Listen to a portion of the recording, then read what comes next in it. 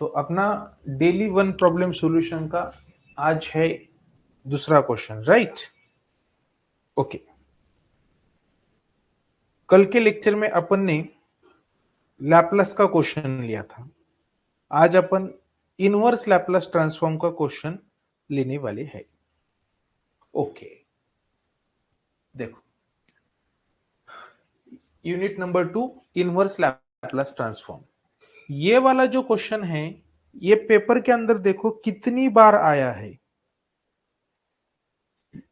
Winter 2018, summer 2019, फिर उसके बाद विंटर 2022, विंटर 2023 एंड समर 2023। इतनी बार ये क्वेश्चन आया है, repeat and repeat, repeat and repeat.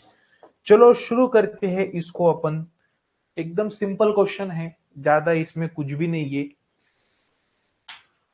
किसका इनवर्स लैपलास ट्रांसफॉर्म लेना है आपको? आपको लेना है एल इनवर्स। एल इनवर्स मतलब इनवर्स लैपलास किसका? Cot inverse of S plus three upon two. इसका क्या चाहिए आपको? Cot inverse S plus three upon two का इनवर्स लैपलास चाहिए, is equal to question mark. अब मैं क्या करूंगा, देखो, थोड़ी देर के लिए अपन ऐसा बोलेंगे, cot inverse S plus three upon two का inverse Laplace f of t आता है, ऐसा अपन बोलेंगे। ओके, कितना आता है? एफ ऑफ टी आता है। इसको मैं नाम दूंगा इक्वेशन 1। कभी भी आपको यहां पे इनवर्स ट्रिग्नोमेट्री दिखती है, क्या दिखती है? Inverse trigonometry. आपको यहां पे इनवर्स ट्रिग्नोमेट्री, ये क्या है? इनवर्स ट्रिग्नोमेट्री है। इनवर्स ट्रिग्नोमेट्री दिखती है या लॉग की टर्म दिखती है? दो चीजें दिख सकते हैं, एक तो इनवर्स ट्रिग्नोमेट्री दिखेगी, नहीं तो लॉग वाली टर्म दिखेगी। कभी कभी आपको यहां पे कॉट इनवर्स के बदले ऐसा लॉग दिखेगा। ओके, लॉग दिखने दो या इनवर्स ट्रिग्नोमेट्री दिखने दो, दोनों में से कुछ भी दिखने दो। तो भैया ये जो सॉल्व होता है इनवर्स ट्रिग्नोमेट्री या लॉगरिथमिक टर्म वाला इनवर्स लैपलास, ये सॉल्व होता है बाय कौन सा theorem? Derivative, derivative of F of S. ये वाला जो थ्योरम है derivative of F of S, ये वाला थ्योरम कब लगाने का? जब आपको यहां पे इनवर्स ट्रिग्नोमेट्री दिखती है या लॉगरिथमिक टर्म दिखती है, तो आप ये वाला इनवर्स लैपलास ट्रांसफॉर्म सॉल्व कर सकते हैं। Derivative of F of S, ये जो थ्योरम है इससे आप ये सॉल्व कर सकते हैं। तो अब कैसा सॉल्व करना है? बहुत सिंपल है, देखो, according to this theorem derivative of F of S क्या होता है, देखो, ये आपकी लेफ्ट हैंड साइड है, कौन सी? ये वाली, cot inverse of S plus three by two, ये आपकी लेफ्ट हैंड साइड है। ओके, ये वाली, और ये आपका राइट हैंड साइड है। ओके, अब देखो, according to this theorem, according to derivative of F of S क्या होता है? तो भैया एफ ऑफ एस मतलब ये एफ ऑफ एस किसको बोलेंगे आप? इसको बोलेंगे cot inverse S plus three by two को आप एफ ऑफ एस बोलेंगे, फंक्शन ऑफ एस। तो भैया इसका आपको क्या लेना है? डेरिवेटिव लेना है। Derivative of F of S मतलब इसका डेरिवेटिव। ओके, तो भैया मैं इसको मस्त पैकी एक ब्रैकेट डालूंगा और इसका लूंगा डेरिवेटिव। अब डेरिवेटिव विथ रिस्पेक्ट टू क्या लेंगे? एस लेंगे, ठीक है? Derivative with respect to S लेंगे। विथ रिस्पेक्ट टू एस क्यों लेंगे? क्योंकि भैया ये सब कुछ in the form of S है, इसलिए तो अपन इसको एफ ऑफ एस बोल रहे हैं ना। अब अपन यहाँ पे derivative with respect to X नहीं ले सकते, जनरली अपन derivative with respect to X लेते हैं जनरली, लेकिन यहाँ पे एक्स नहीं आएगा, ये फंक्शन ऑफ यस है, इसलिए derivative with respect to S आएगा। तो लेफ्ट हैंड साइड में डेरिवेटिव लेंगे और राइट हैंड साइड में आपको क्या करना पड़ता है? -1 लेना पड़ता है एफ ऑफ टी के मल्टीप्लीकेशन में। दो चीजें है, एकदम सिंपल। आपको इनवर्स ट्रिग्नोमेट्री दिखती है या लॉगरिथमिक टर्म दिखती है तो आपको लेफ्ट हैंड साइड में डेरिवेटिव लेना है और राइट हैंड साइड में -1 लगाना है। बात खत्म। मतलब थोड़ी देर के लिए बात खत्म, एक्चुअली अभी बात शुरू होती है। ओके, अब अपन यहां पे डेरिवेटिव लगाया, राइट? तो भैया डेरिवेटिव लगाया तो डेरिवेटिव लेना पड़ेगा ना, इसका डेरिवेटिव लेना पड़ेगा। अब अपने को मालूम है, अपने को क्या मालूम है? अपने को तो बहुत कुछ मालूम है। ये देखो, D by D X of cot inverse X कितना होता है? कॉट इनवर्स एक्स का डेरिवेटिव होता है -1/1 plus X square. Cot inverse X का डेरिवेटिव किसी को भी पूछ लो, सिर्फ खुद को मत पूछो, किसी को भी पूछ लो, सबको मालूम है कॉट इनवर्स एक्स का डेरिवेटिव होता है -1/1 प्लस एक्स स्क्वायर। अब ये वाला फार्मूला अपन क्या करेंगे? कन्वर्ट करेंगे in the form of S. D by D S of cot inverse S कितना होगा? -1/1 प्लस एस स्क्वायर होगा। अब ये वाला फार्मूला मैं यहां पे लगाऊंगा कॉट इनवर्स एस प्लस 3/2 को। तो मुझे डेरिवेटिव किसका चाहिए? मुझे डेरिवेटिव चाहिए D by D S of cot inverse of S plus 3/2 का डेरिवेटिव चाहिए, क्वेश्चन मार्क। अब देखो भैया, ये वाला फार्मूला आएगा, लेकिन यहां पे कॉट इनवर्स के सामने एस दिखता है और ये एस का यहां पे क्या हो रहा है? स्क्वायर हो रहा है। कॉट इनवर्स के सामने जो भी है उसका यहाँ पे स्क्वायर बन रहा है। अब अपने प्रॉब्लम के अंदर कॉट इनवर्स के सामने कौन है? एस प्लस 3/2 है ना। तो भैया जब मैं ये फार्मूला लगाऊंगा तब एस का स्क्वायर नहीं होगा, ये इसका स्क्वायर होगा, एस प्लस 3/2 का होल स्क्वायर होगा, क्योंकि ये वाला जो एस है उसकी जगह इसने लिए है। तो ये एकदम सिंपल डेरिवेटिव है। अकॉर्डिंग टू दिस फार्मूला ये बाहर जो, एक मिनट, हाँ, बाहर जो ये एल इनवर्स है वो एल इनवर्स तो अपन आईजीटी लिखेंगे। ओके, अब ब्रैकेट के अंदर ये जो ब्रैकेट है, ब्रैकेट के अंदर अपन डेरिवेटिव लेंगे। कॉट इनवर्स एस प्लस 3/2 का derivative according to this formula आएगा -1/1 प्लस एस प्लस 3/2 का होल स्क्वायर। ये वाला फार्मूला लगाया मैंने, -1/1 प्लस एस स्क्वायर, लेकिन अपने प्रॉब्लम के अंदर एस के बदले ये ब्रैकेट है। ओके, तो फार्मूले के हिसाब से इतना आ गया, -1/1 प्लस एस प्लस 3/2 का होल स्क्वायर। लेकिन भैया इसके मल्टीप्लीकेशन में फार्मूला लगाने के बाद यस की जगह किसने ली है?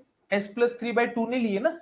तो जिसने भी एस की जगह ली है उसका डेरिवेटिव बाजू में लेना पड़ता है।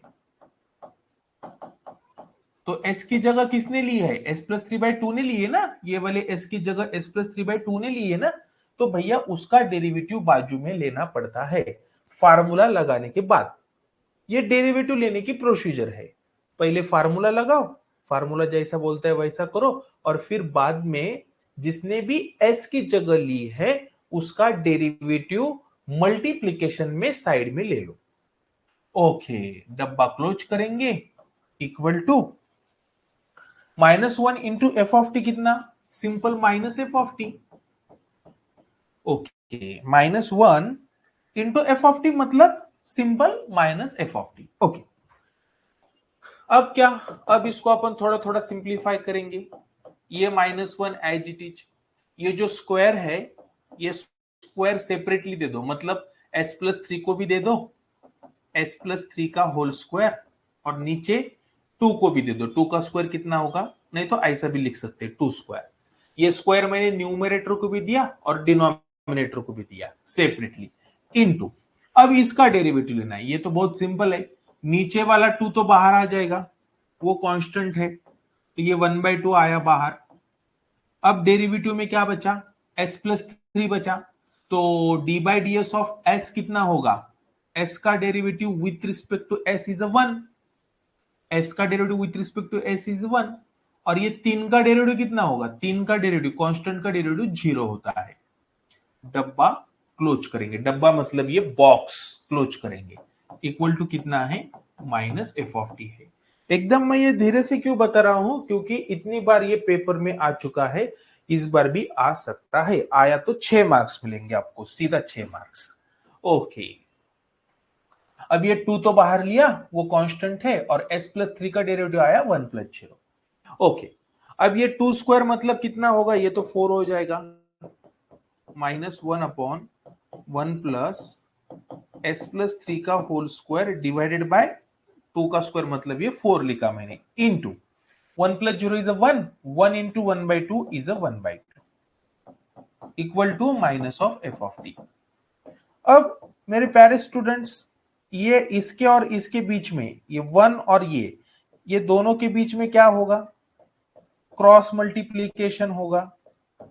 तो अपन 1 और ये जो है इसमें क्रॉस करेंगे तो मुझे ऐसा मिलेगा, कैसा मिलेगा, ये L inverse as it is equal, L inverse तो मैंने एज इट इज लिखा, अब बॉक्स के अंदर इसमें क्रॉस करेंगे, ऊपर का -1 भी एज इट इज। अब ये 4 इसको मल्टीप्लाई होगा, 1 into 4 इज 4, 4 प्लस s+3 का होल स्क्वायर डिवाइडेड बाय 4। तो ये मुझे क्या मिला है, ये मुझे मिला है after cross multiplication. Cross multiplication को अपन तिरपा गुना कर बोलते हैं मराठी में। तो इसमें क्रॉस किया तो भैया मुझे इतना मिला। ओके, अब क्रॉस मल्टीप्लीकेशन तो हुआ, बाजू में 1/2 एज इट इज, डब्बा close, minus f of T. अब क्या होगा, अब एक आधी टर्म अपॉन के अपॉन में है, मतलब -1 के अपॉन में ये है और उसके अपॉन में ये है, तो अपॉन के अपॉन वाली टर्म कहां पे शिफ्ट हो जाती है, न्यूमरेटर के अंदर शिफ्ट हो जाती है। तो ये ऐसा दिखेगा मेरे प्यारे students, L inverse of -4 into -1, मतलब ये वाली टर्म इसके मल्टीप्लीकेशन में जाएगी, ऊपर जो भी है उसके ये वाली टर्म मल्टीप्लीकेशन में जाएगी, डिवाइडेड बाय 4 प्लस s+3 का होल स्क्वायर इंटू का 1/2 equal to minus of F of T. अब यहां पे छोटी काटाकाटी हो सकती है, ये 2 4 को कैंसिल कर सकता है और यहां पे 2 आ जाएगा। अब ये 2 इंटू -1 कितना आएगा, -2 आएगा। L inverse of -2 divided by 4 plus s+3 का होल स्क्वायर इक्वल टू कितना, minus of F of T. अब देखो ये -2 तो बाहर आ जाएगा, ये कांस्टेंट है, वो इनवर्स लैप्लास ट्रांसफॉर्म के बाहर आ जाएगा।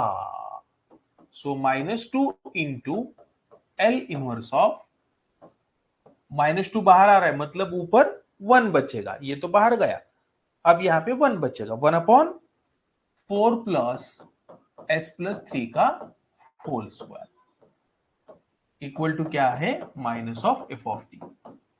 अब मेरे प्यारे स्टूडेंट्स, जब आप इसको देखते हैं, ये वाले पैटर्न को जब दिखते हैं, ये वाला जो पैटर्न है 1/4 प्लस s+3 का होल स्क्वायर, ये पैटर्न जब आप देखते हैं तब आपको फील होना चाहिए, यहां पे मैं लगाऊंगा फर्स्ट शिफ्टिंग थ्योरम। कौन सा थ्योरम, फर्स्ट शिफ्टिंग थ्योरम। लेकिन ये फर्स्ट शिफ्टिंग थ्योरम कहां का, लैप्लास ट्रांसफॉर्म का नहीं, इनवर्स लैप्लास ट्रांसफॉर्म का, क्योंकि इनवर्स लैप्लास ट्रांसफॉर्म में भी फर्स्ट शिफ्टिंग थ्योरम है। तो अपन ये इनवर्स लैप्लास ट्रांसफॉर्म में है अभी, तो मैं इनवर्स लैप्लास ट्रांसफॉर्म वाला फर्स्ट शिफ्टिंग थ्योरम लगाऊंगा। लेकिन मैं फर्स्ट शिफ्टिंग थ्योरम क्यों लगा रहा, क्योंकि भैया ये जो पैटर्न है, ये पैटर्न 4 प्लस s+3 का होल स्क्वायर, तो ये पैटर्न अपने को इंडिकेट करता है यहां पे फर्स्ट शिफ्टिंग थ्योरम लगाना है। तो according to first shifting theorem क्या होगा, ये -2 तो एज इट इज इनटू, देखो अब according to first shifting theorem ये जो +3 है, ये +3 यहां से निकलेगा और e के पावर में आके बैठेगा। ये +3 यहां से निकलेगा और कहां आ जाएगा, e के पावर में। लेकिन e के पावर में जब वो आता है +3, तब वो +3 एज ए नहीं आता, वो अपोजिट होता है, मतलब यहां पे +3 है तो यहां पे वो -3 होके आएगा।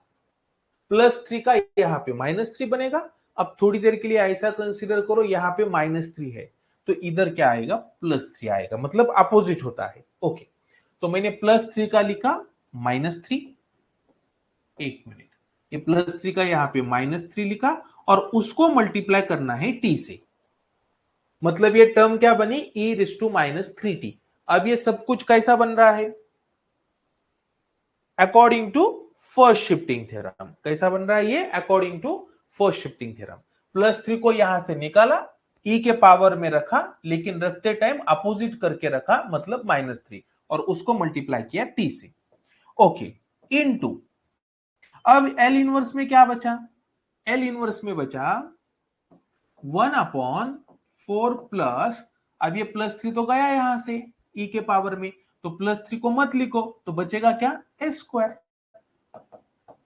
इक्वल टू क्या, -f(t). ओके, तो फर्स्ट शिफ्टिंग थ्योरम तो अपन ने अप्लाई किया।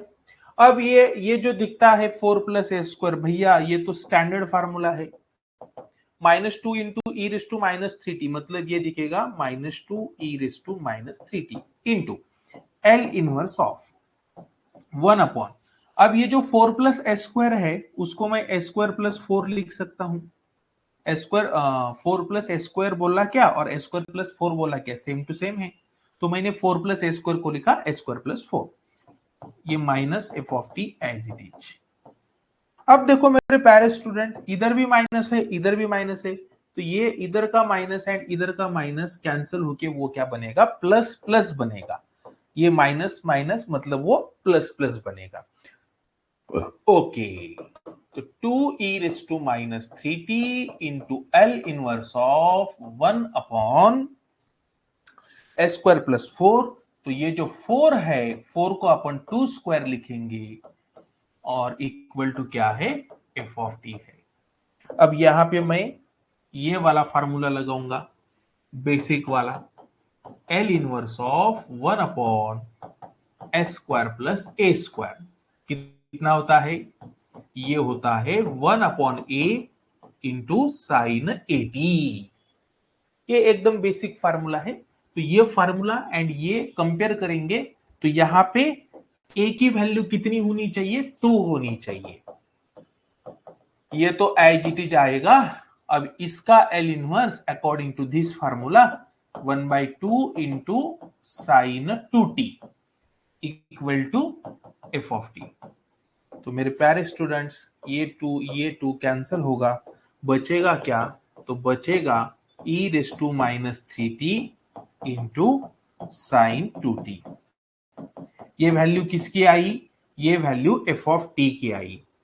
तो अपन अभी क्या करेंगे, ये जो आपको f(t) दिखता है, ये f(t) बोले तो क्या है, अभी ये है e⁻³ इंटू साइन 2t, तो ये f(t) की जो वैल्यू आई, ये अपन पुट करेंगे इक्वेशन 1 में। यहां पे ये शुरू में अपन ने बोला था ना कि इसका क्या चाहिए था, इनवर्स लैप्लस, तो अपन ने शुरू में बोला था इसका इनवर्स लैप्लस f(t) है, तो भैया अब अपने पास f(t) की वैल्यू है, तो f(t) की वैल्यू यहां पे पुट करो, वो आपका फाइनल आंसर होगा। तो मैं ऐसा बोलूंगा, कैसा बोलूंगा, put value of f(t) in equation number 1, और इक्वेशन 1 की लेफ्ट हैंड साइड क्या है, अपना प्रॉब्लम है L inverse of cot inverse of s + 3/2 equal to f(t) अपन ने कंसीडर किया था, लेकिन f(t) की वैल्यू कितनी आई, e⁻³ इंटू साइन 2t। ये आपका फाइनल आंसर होना चाहिए। यहां तक आप कैलकुलेशन करेंगे तो मेरे प्यारे स्टूडेंट्स आपको 6 मार्क्स मिलेंगे। देखो एकदम सिंपल क्वेश्चन था, कुछ भी नहीं, आपको इनवर्स ट्रिग्नोमेट्री दिखती है या लॉग दिखता है, तो मस्त पैकी इधर डेरिवेटिव लगाने का, इधर -1 से मल्टीप्लाई करने का। ऐसा क्यों करने का, वो थ्योरम बोलता है, कौन सा थ्योरम, डेरिवेटिव ऑफ f(s), ये वाला थ्योरम बोलता है ऐसा करो, इधर डेरिवेटिव ले लो, इधर -1 लगाओ, फिर डेरिवेटिव का साइन लगाने के बाद उसका डेरिवेटिव लेने का अच्छे से। तो मैंने एकदम अच्छे से डेरिवेटिव एक्सप्लेन किया है, और फिर बाद में एक फर्स्ट शिफ्टिंग थ्योरम, ये आ भी सकता है और नहीं भी आ सकता, मतलब वो डिपेंड करता है आपका प्रॉब्लम क्या है। ये वाले प्रॉब्लम के अंदर फर्स्ट शिफ्टिंग थ्योरम आया। ठीक है, तो मुझे लगता है आपको ये प्रॉब्लम अच्छे से समझा होगा। अपन ने एक बैच शुरू की है अपने एप्लीकेशन के अंदर, तो भैया ये एग्जाम तक बैच चलेगी, उसमें अपन प्रैक्टिस करेंगे, एमसीक्यू की भी प्रैक्टिस करेंगे और वो थ्योरी क्वेश्चन की भी प्रैक्टिस करेंगे। तो एप्लीकेशन की जो लिंक है वो डिस्क्रिप्शन बॉक्स में है, वहां पे आप जाके ऐप डाउनलोड करके वो देख सकते हैं। चलो मिलेंगे, okay bye bye next lecture में।